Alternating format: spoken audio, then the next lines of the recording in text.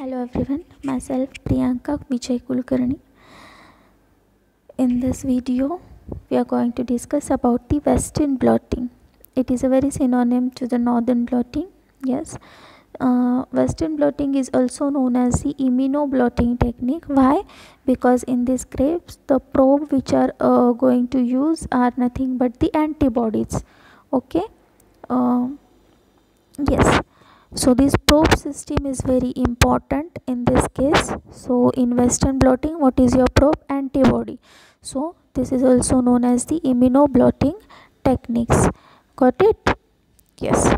So it relies on the specificity of binding between your protein and your probe. Okay. So what you have to do over here? Yes, in case of the southern blotting, yes, in case of the first thing, southern blotting, which type of the probe we are going to use? The probes are nothing but the simple. Okay, means I already told you about the examples of the biotin and streptavidin. Okay, the DNA sequence of both biotin and streptavidin, these are the complementary to each other. So in that case, for the detection of this biotin, we can use the streptavidin gene as a probe. Okay, so this thing we can use as a probe in case of the southern blotting. In case of the northern blotting, what happened? In case of the northern blotting, we are using the DNA molecule or the cloned gene as a probe. Okay, DNA molecule or cloned gene as a probe, which can go or which is complementary to the RNA transcript. Okay, from that thing we can conclude that RNA which is fluoresce or which gives the radioactivity under the autoradiogram, that RNA transcript, it should be transcribed from the DNA molecule which we are using as a probe. Got my point? Yes. So this is all about the northern. But in case of the western blotting, what we have to do? We have to use the antibody.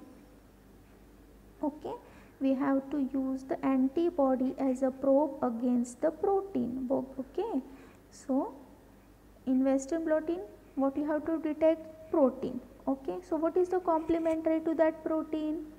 Antibody. Got my point? Yes. So in this case, it is also known as the immunoblotting. Why? Because antibody used as a probe.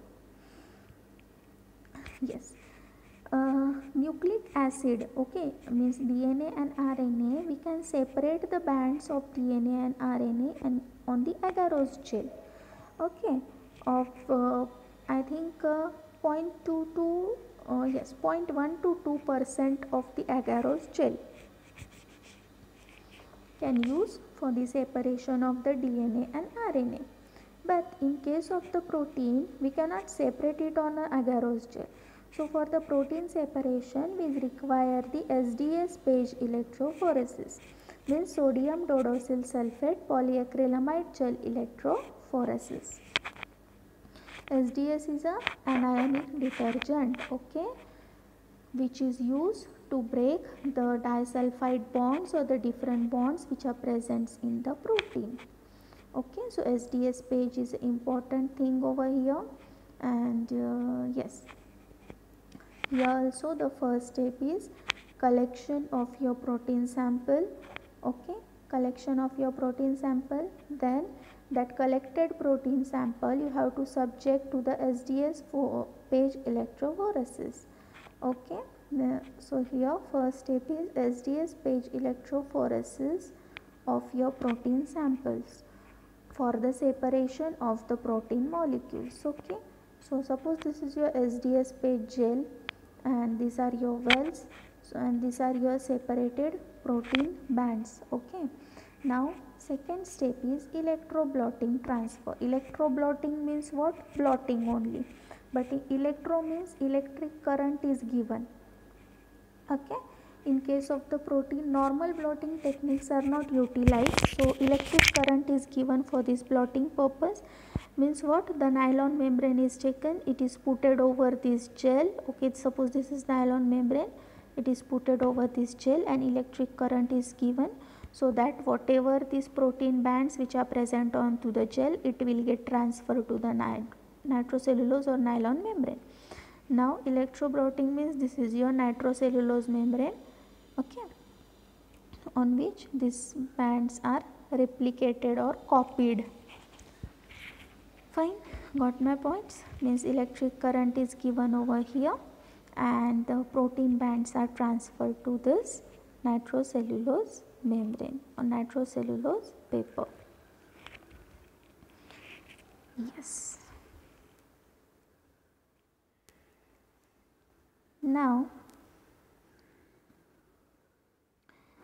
what we have to do, what is the next step in this case? This nitrocellulose membrane, you have to incubate it with the milk protein or generic protein. Okay, it binds to the sticky place on the nitrocellulose. Okay, so why it is added? Because the probe is not extra utilized. Okay, so for that purpose this milk is added to avoid the extra utilization of the probe. Yes, then I can show you. Yes, we can see like this. Suppose this is your nitrocellulose membrane, these are your protein bands, whatever you got. Okay, now you have to detect. Yes, you have to detect your protein of your interest. So how would you detect? First of all, you have to add your probe. Okay, what is the probe we are using in the Western blotting? Antibodies. Okay, in Western blotting 2 probes we can use. Okay, here yes, first probe is your primary antibody, antibody 1. Okay, so an antibody which is specific for that protein, means what? The antibody, it must be complementary to your protein. This is the rough structure of antibody you all are aware about. This region is known as FAB, means antibody. This region is known as FC. Okay, C means it is only for the attachment purpose. Yes, so this is your protein bands. Okay, so this antibody will identify your protein of interest. Okay, and antibody, it should be complementary to the protein of interest. It is the definition of the probe. Probe means what? It must be complementary to your gene or RNA or protein of interest. So antibody is also complementary to your protein of interest. It is added to the nitrocellulose sheet. It will react with the antigen or this protein. We can call it as an antigen. Okay, only the band which containing the protein of interest binds the antibody, forming the layer of antibody molecule. Okay, suppose these are the 2 protein bands, but whatever your antigen of interest or protein of interest, it is not in this well. Okay, it is not this band, it is this band.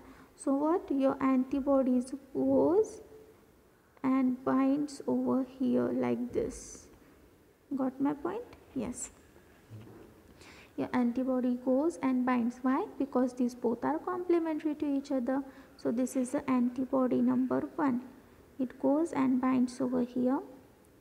Yes, so what is the next step? Next step is addition of the antibody 2, probe number 2. Okay, this antibody 2, it is a radioactively labeled, okay, or fluorescently labeled, or it is linked to the enzyme. Okay, enzyme for what? For the color change. How you detect? Okay,